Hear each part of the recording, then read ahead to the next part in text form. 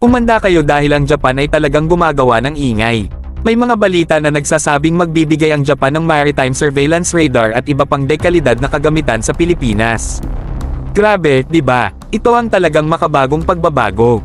Ngayon mga bro, maghawak-hawak na kayo dahil hindi dito nagtatapos ang saya.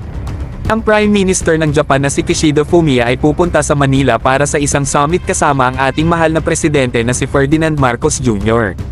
Parang meeting ng mga superheroes, di ba? Syempre joke lang. At alam nyo ba mga bro, ito'y magdudulot ng mga kasunduan at pangako sa pagitan ng dalawang bansa. Talagang magbibigay todo sila sa kanilang partnership. At sabihin ko sa inyo, mga bro, ang Official Security Assistance Program ng Japan ay bago pa lang sa laro. Nagsimula lang ito noong Abril ng taong ito. At alam nyo ba kung ano ang masaya? Ang mga bansa na nangangailangan ng dagdag na seguridad tulad ng Pilipinas ay aasahan na makikinabang dito. Panalo, di ba? Isipin nyo, mga bro, ang pinakasariwang maritime surveillance radar, mga kagamitang pinakabagong teknolohiya, at isang mas matibay na partnership sa seguridad. Ang Japan ay talagang nagbibigay ng kanilang lahat at ang Pilipinas naman ay handang yakapin ang oportunidad na ito. Ito ay isang halimbawa ng internasyonal na pagtutulungan at suporta.